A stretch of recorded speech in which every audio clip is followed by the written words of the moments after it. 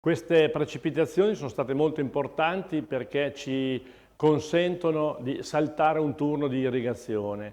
In realtà abbiamo solo spostato il problema di 10 giorni perché se avessimo ridotto correttamente, come avevamo previsto, i prelievi nei giorni scorsi, oggi avremmo un bacino del Po in minore sofferenza e soprattutto la portata nel delta sarebbe maggiore. Parliamo troppo, parliamo in troppi e secondo me facciamo troppo poco. Comunque il beneficio c'è stato, abbiamo bisogno di evitare danni irreversibili nel delta, la pioggia è caduta sopra i 50 mm nella zona piemontese, questo ha consentito di avere un riempimento nei grandi laghi regolati, il lago Maggiore è tornato sopra allo zero idrometrico. Questo ci consente di centellinare, di disporre un po' di acqua per i giorni prossimi che verrà e sarà utilizzata, deve essere utilizzata benissimo per evitare quello che è successo nei giorni scorsi.